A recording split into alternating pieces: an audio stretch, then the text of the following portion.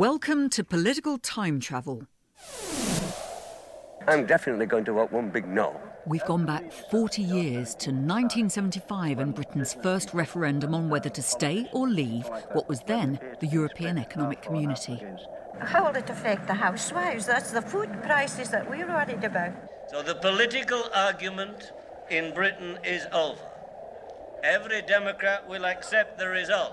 You and all. The vote back then went in favour of staying in the EEC. But what happens if there's a different verdict when the next referendum takes place sometime this year or next? In this programme, we'll be travelling into the future to imagine what might happen should the majority of voters in the forthcoming referendum decide they want to leave the EU. How would the days, the weeks, the months after the result shape up? How would Britain go about the process of unwinding a trading and political relationship which has lasted for 4 decades? In essence, how exactly would Britain make a Brexit? Given a no vote or a leave vote or whatever it is, then the British government it'll all be all hands to the pump, let's be honest about this, and they'd have to get on with it. This is the largest scale legislation and policy exercise that has possibly been carried out ever. I think of this as like a couple who've been married. This is sorting out your divorce. Over the next half hour, I'll attempt to map a route through the tangled web of treaties, laws and directives which currently bind us to the European Union. I'll ask what Brexit would mean for EU citizens in Britain and UK nationals in the other member states. And how would our ministers in the European Council, our commissioners and elected members of the European Parliament spend their remaining time in office? Let's start at the beginning then. Let's imagine for a moment that the UK has voted to leave the EU. What happens next? Can we actually leave? Well, yes, we can, because Article 50 of the Treaty of Lisbon provides for just such an eventuality. It says, if you're not entirely happy with your membership of the European community, just return it to Brussels with 2 years' notice and we'll cancel it with no questions asked. That's how Radio 4's The Now show recently paraphrased Article 50 of the Lisbon Treaty, which sets out the steps to be followed should a member state wish to leave the EU. It's not quite as much of a parody as you might imagine. Jean-Claude Pires was, for 23 years, one of the EU's top legal brains, Director General of Legal Services to the Council of Ministers. I asked him to explain what would happen if Article 50 were to be invoked. So the first step will be for the British government to send a letter to the President of the European Council, to the partners, the other member states, and saying we intend to leave the EU. And this letter has not to be justified or explained. It's the blunt decision of the British state to leave. So the Prime Minister's first task would be to decide exactly when to send that letter to his European counterparts, as Article 50 makes clear that the negotiations can only get underway once that's happened. As Charles Grant, who leads the pro-EU think tank, the Centre for European Reform, explains. The treaties lay down a procedure whereby the British negotiate a withdrawal treaty with the other member states over a 2-year period, which can be extended if necessary. That withdrawal treaty has to be approved only by a qualified majority of the other member states and doesn't have to be ratified by their parliaments, so it's quite an easy treaty to negotiate. That's if all goes well. If all goes well, but as we'll discover, there would be all sorts of things that would need to be finally negotiated. The trade options alone are staggering, and then there's what to do with EU legislation, citizenship, even devolution. Is there a precedent for this? Well, no nation-state has ever left the EU, but there is one part of one country which has gone through the process of getting out. The country is Denmark, but the part that left is one of its overseas territories, much closer to Canada than to Copenhagen. I'm heading to the Arctic. We're flying north at the moment over Iceland, and our destination is the world's biggest island that's not a continent, Greenland, one of the most sparsely populated places on the planet.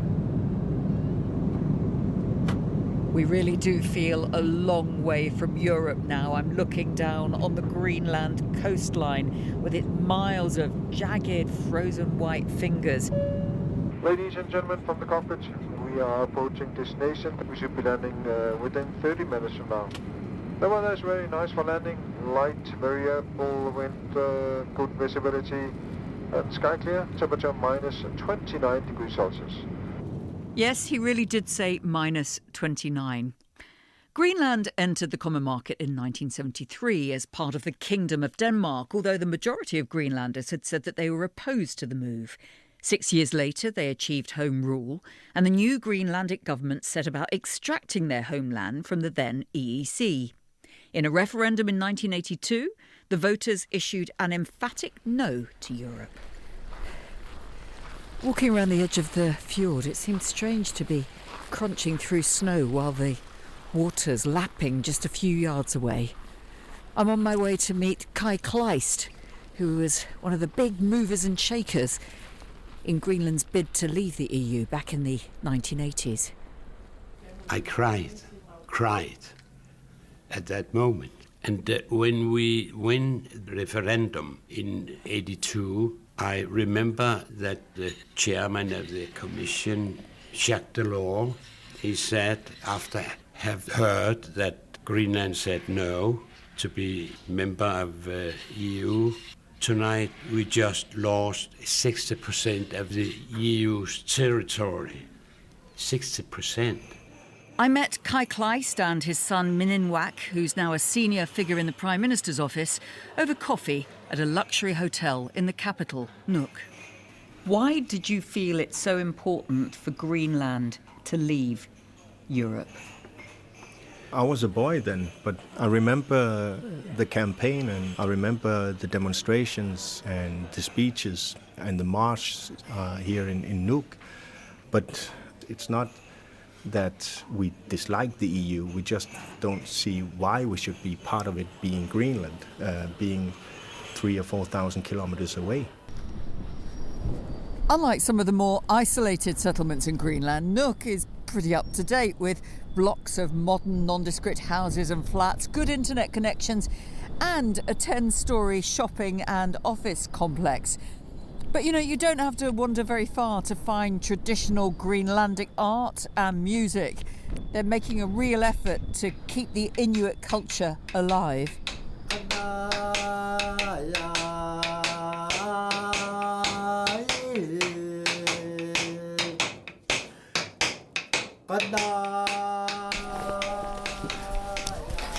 Hello. Hello.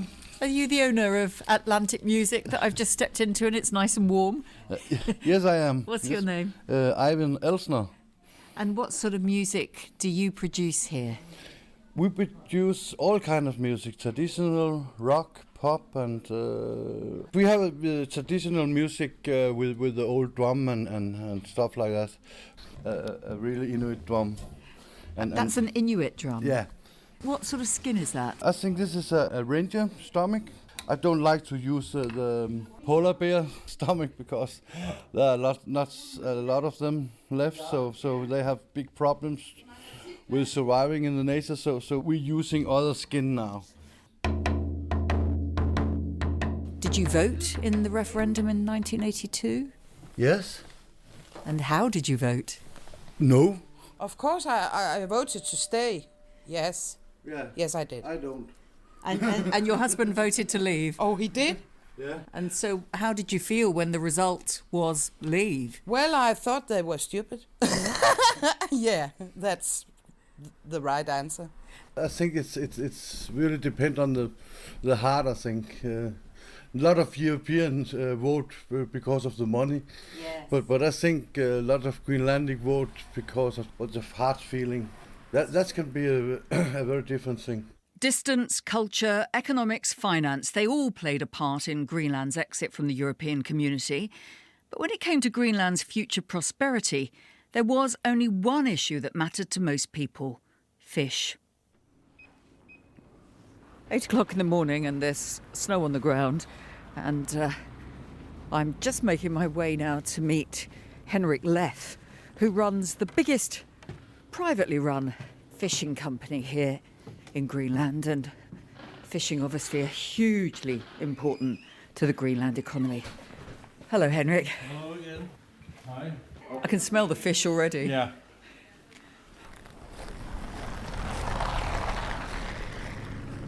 Not far from the factory is the harbour, where, of course, all your boats are moored. Yeah, well, we are just next to a trawler that comes from the northwest, which has been up catching Greenland halibut.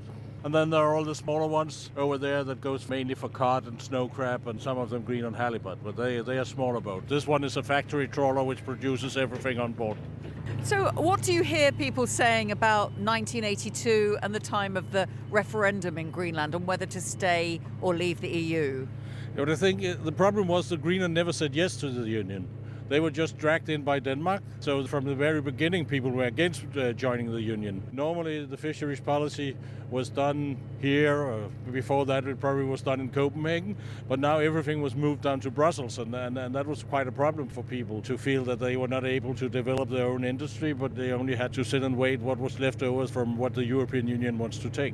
So what happened after Greenland left the EU? Was there a noticeable change for the fishing industry? Yeah, there was, because we were able to develop the industry. Actually, the two biggest fishing companies from the Kingdom of Denmark is actually a Greenlandic company. There's Royal Greenland, which is the government-owned, and then it's our company, Polar Seafood, which is that's the two biggest fishing companies in the Kingdom of Denmark. And we are actually also quite big compared to the rest of the companies in Europe. So we are probably in the top 10 in Europe. It took almost 3 years before Greenland was able to leave the European community with a satisfactory deal on fishing. As a part of Denmark, the talks were led by Danish negotiators. Paul Christoffersen is a former Danish ambassador to the EU in Brussels. One of the reasons why they took such a long time was that the EU was also trying to define its own fisheries policy. But this happens all the time, that the EU is changing, is moving. In the coming years, there probably will be very important negotiations on how to create a capital market union, or how to create a real digital internal market. So the EU will be changing at the same time as you would be trying to establish a new relationship with the European Union. Back here in Westminster, if on that notional day after the EU referendum, a majority of voters have decided that Britain should leave, how ready would the government be? Is there any kind of model for the post-referendum new relationship they'd like to build with our European neighbours? What I fear is that waking up on the day after the referendum, if there is a vote to leave, that there will not have been the preparation that should have been done in Whitehall for the eventuality, and you'll find the civil service running around like headless chickens, wondering what to do. That's Martin Howe, QC. He's a constitutional lawyer who says he'd rather not see the UK stay in an unreformed EU. My belief is that whatever the government's view on the result of the referendum, whether it's campaigning to leave or to stay, it really ought to be doing some serious contingency work on what would happen if there's a leave vote in order to pave the way.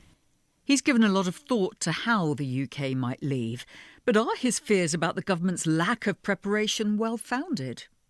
Hello, Gus. Hi, hello. We've just come back from Greenland, actually. Yeah, I know. It's Welcome to Frontier Economics. It's rather warmer here.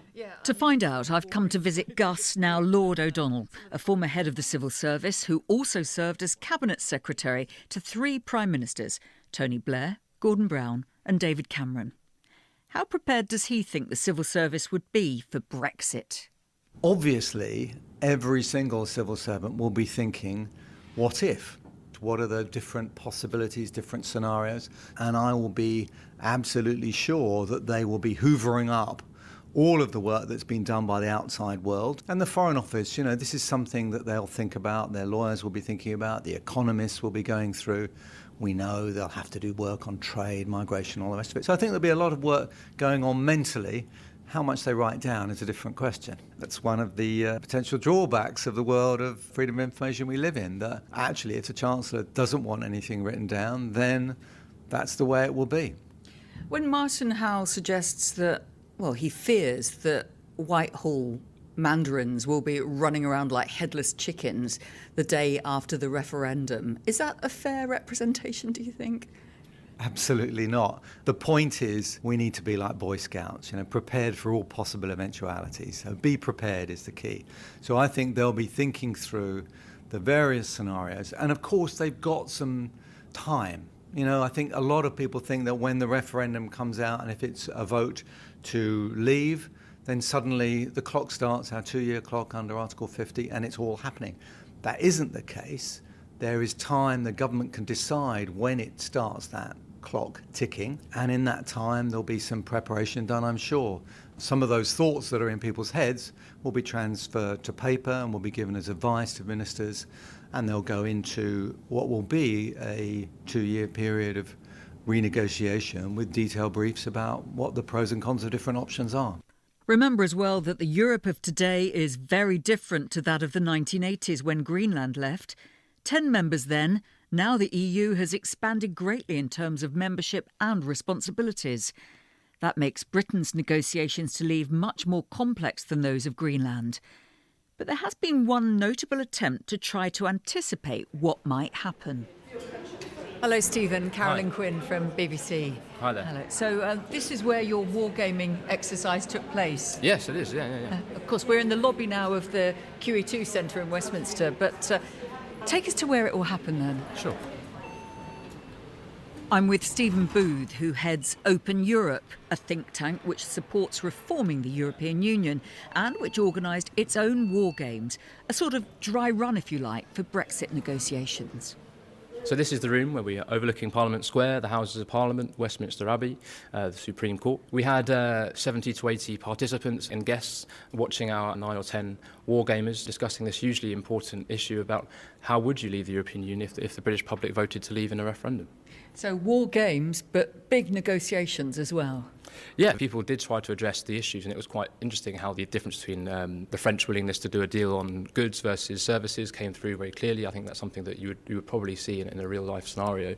It's going to be a hugely complicated process. There's so many different elements that you'd have to deal with. There's obviously the trading relationship, there's the border issues, there's the migration issues, there's the issues of UK citizens already in the EU citizens here. How do you deal with the social security and welfare arrangements, and then trade with third countries outside the European Union. So all of these things would be up for grabs, if you like, or would have to be settled as part of the process.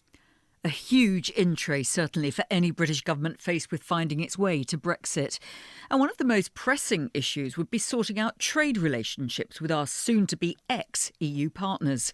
As Charles Grant of the pro-EU think tank, the Centre for European Reform, explains. All the different options, whether it's European Economic Area, Switzerland's bilateral agreements, the Free Trade Agreement, the World Trade Organization rules, there's a basic trade-off that Britain will face. If Britain wants to have significant access to the single market, it has to accept the rules and standards of that market without having a vote on them, which is the Norwegian option. If it wants to maintain regulatory sovereignty and not have to adopt all the rules and standards of the EU, that's the WTO option, the World Trade Organization option. That's fine, but then it has much less access to the single market. So there is a trade-off that Britain will have to decide upon when it leaves the EU, if it does, which is how much access do you want to the market, and if so, how much are you prepared to accept all the rules and regulations made by the EU without having a vote on them? So could the UK manage without an EU trade agreement? I asked Ruth Lee, an economist working with Business for Britain, a group campaigning to leave the EU. The first thing that would happen is that trade under the World Trade Organization, the WTO rules, would then be the default position. You trade with any country in the world, but it's got to be non-discriminatory because that's the fundamental thing about the WTO rules. And moreover, there are a lot of countries that basically do most of their trade now under the WTO rules. China does, for example. It has very few preferential trade agreements at the moment. Trade economists estimate that about a third of all international trade is probably under the WTO rules, and it can thrive and it can flourish. And of course, in the case of China, because of its rocket-like growth in recent years, it can actually do extraordinarily well. You say it would be the reasonable option, but of course the arguments will range far and wide between the various trade options on offer. How do you think the British negotiators and the European negotiators will actually pick their way through the various options? Well, I think in addition to that, Britain and the rest of the European Union would be very sensible, and I think it would be very likely that they would sit down and negotiate some sort of free trade agreement. After all, you would have the common external tariff between Britain and the EU if we didn't arrange that sort of thing. Now, on the whole, the common external tariff now is trivial. It's about 1% on average, and that just applies to goods. But there are some industries, some sectors that would actually be quite affected by it. For example, the common external tariff, that's the EU's common external tariff, is nearly 10% in the car industry. And obviously we export a lot of cars to the continent of Europe. We would preferably not want that. So, if only to prevent our motor industry from being clobbered with tariffs, some sort of trade deal with the EU would presumably be sought. But there would still be conundrums for the negotiators, according to Charles Grant. Something that all these options have in common, which is very important for the British, is that none of these options, Norway, WTO, Switzerland, whatever, keep Britain in the free trade agreement that the EU has negotiated with other parts of the world. There are some 200 trade agreements, but from the day we leave the EU, these trade agreements no longer apply to the United Kingdom, so Britain would have to start from scratch to negotiate separate bilateral agreements with other countries like South Korea, Canada, Singapore, whatever, to catch up and maintain the access that it enjoys. Now, there's a very important practical difficulty here. Since 1973, when we joined the EU, we haven't had any trade negotiators. We handed over that competence to the European Union and the European Commission, so Whitehall doesn't have any, and I can tell you they're going to have to negotiate dozens and dozens of dozens very, very quickly. So they're going to be in the market for people who know about how to do a trade deal. They're going to hire people from other member states. They'll use the consultancies. They'll maybe get some old men out of retirement to help. It'll be difficult. I'm not worried about that because we're very good at sort of importing talent if we want to. Ruth Lee again. We have a governor of the Bank of England at the moment who is Canadian, and he's taken on 2 members of the Monetary Policy Committee who are Americans. One of them actually was born in Egypt. And indeed, as I say, there probably are British people who have still been involved in the EU trade negotiations. But no, we could buy the talent in if it happened to be inadequate. In our imaginary scenario, then, once the negotiators have been put in place and start picking their way through an increasingly crowded agenda, what would Brexit entail on the other side of the Channel? Ladies and gentlemen, welcome to Brussels meeting, our last stop. And on behalf of our team, I wish you a very pleasant day, and we hope to see you again soon on Eurostar. Thank you. I'm here in Brussels, and this is where the letter from the British government invoking Article 50 would arrive. It'll come to the European Council building, which houses the heads of state. They've got a new building under construction, in fact, to replace the current elderly glass box. This ugly building. So where are we now? Where is this? Well, this building is huge. Several buildings together with 3 courtyards in the middle. And you have there the rooms where all councils of ministers meet, except 3 months a year when we meet in Luxembourg. And my guide is Jean-Claude Pires. If anyone knows the ways of the European Union, then he does. He spent 23 years as head of legal services to the Council of Ministers. He's taken part in many treaty negotiations himself and points out one of the other big considerations besides trade. The big problem will be for Britons living, which are around 2 million, in countries of the European Union now. So they will be not anymore EU citizens. They will lose the citizenship of the EU, which gives the right to move, to establish, to have a lot of benefits and so on. That will disappear. And then if the UK tries to negotiate with the EU on that, will the UK accept that Eastern European member of the EU have free access? I don't think so, because that's one of the problems. And if there are some barriers to this movement, the same will be applied to Britons going in the EU countries. So there will be a lot of problems for EU citizens living in the UK as well, because you have 2 million there working and living or studying in the UK. Immigration and movement of citizens, then, among the host of issues which would need to be unravelled. But we mustn't forget about legislation. What would happen to the mass of EU regulations, the thousands of directives which have been incorporated into UK law since 1973? Daniel Greenberg was a parliamentary lawyer heavily involved in a number of EU-related bills. He drafted the Amendment Act, which brought the Lisbon Treaty into UK law in 2008. This is the largest scale legislation and policy exercise that has possibly been carried out ever. It's certainly bigger than the exercise that had to be carried out in 1972 when we joined, because it's more complicated unravelling 40 years of combined European and domestic policy, and literally every one of those thousands of pieces of our law that rests on European Union law will have to be examined to see how you unpick it, how much you want to throw away, how much you want to keep, and for different reasons. And the extent of the exercise is just staggering. And it wouldn't just be Whitehall civil servants and policymakers affected. The constitutional lawyer Martin Howe believes the return of agriculture and fisheries policy to the UK would have implications for the devolved governments in Scotland, Wales and Northern Ireland as well. You have a common agricultural policy, which is very tightly controlled at European Union level, but within the United Kingdom, agriculture is divided between, in England it's Westminster that controls it, and in Scotland it's the Scottish Parliament and government that controls it. So you need to replace the common agricultural policy with a UK common agricultural policy. You wouldn't want to have, say, Scotland subsidising beef farmers who then undercut English beef farmers, etc. So you'd have to have a degree of central policy, but within that you'd obviously retain the existing characteristics of the devolved legislators and governments having their own local powers and their local implementation of the policy. So while the policymakers and lawmakers set to work at Westminster and in the devolved governments, what would be happening to the UK's small army of ministers, MEPs, commissioners and civil servants working within the institutions of the European Union? On this, says Jean-Claude Pires, the Lisbon Treaty is very clear. Nothing happens. Everything continues as usual, including that the UK remains a full member of the European Union, and his ministers and civil servants, diplomats continue to participate to all negotiations, except that they don't participate on the EU side for the negotiation with the UK, of course.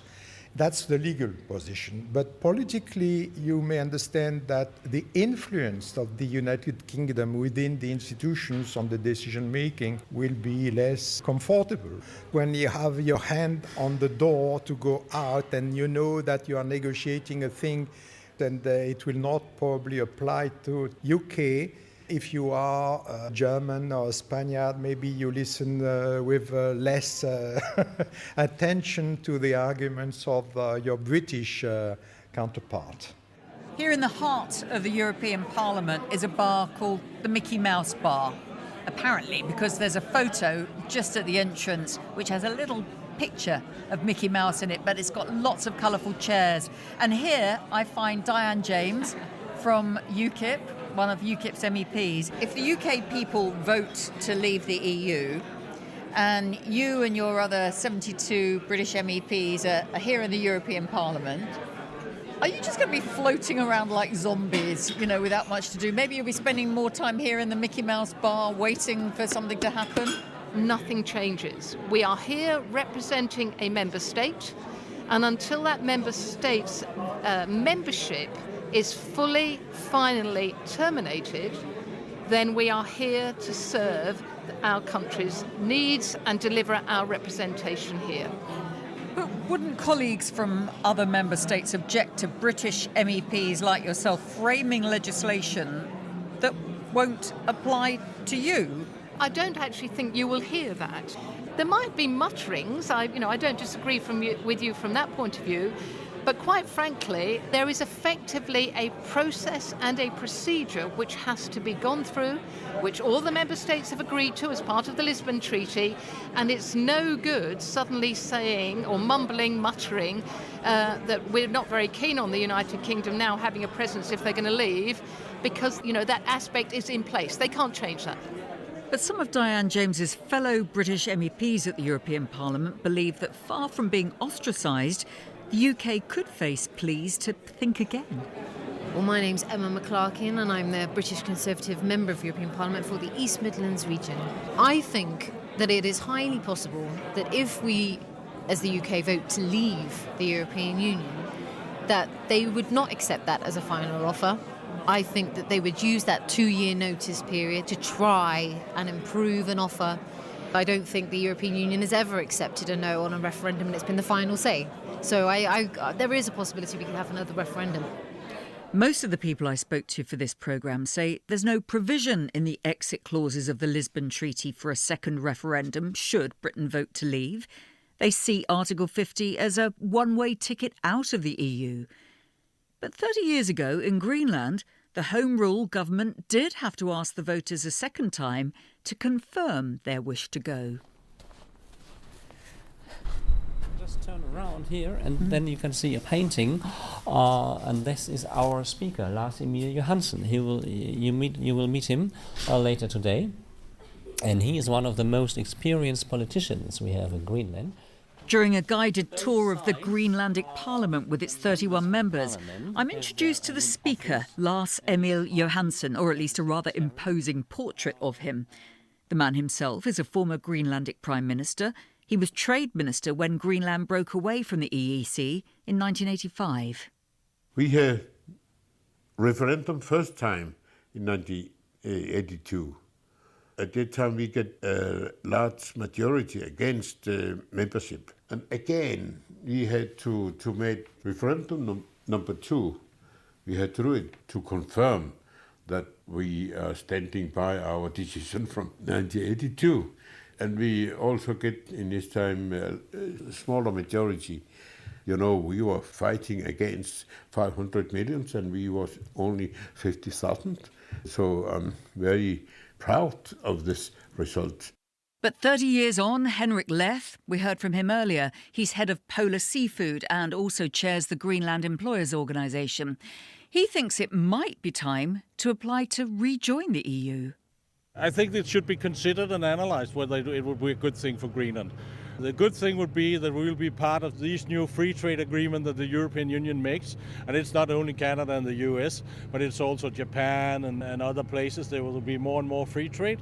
And that means a small country like Greenland will not be able to make the same kind of agreement. So we will actually have a disadvantage in the industry. So that's one thing that could be very important. There's also another thing where I think it could be good for Greenland. There's a lot of development funds in the European Union, and we have very complex infrastructure, and I think that could be very helpful, and I think we could actually get more support from the European Union if we actually joined the Union instead of staying out of it. But wouldn't that cause embarrassment to contemplate going back in? It has to be analysed, and it will be a bitter pill to swallow to come back and say, well, could we join in again? But on the other hand, now we have our fishing industry. They will not be able to take that away from us and say, well, we go back to what was before 1985 or something like that. So I think actually that could be a good thing for Greenland. But we have to look into it. Let's leave Greenland and Henrik Leth contemplating a possible return to the EU and come back to Westminster and the topic of this programme, imagining how Britain could exit the European Union on the best possible terms.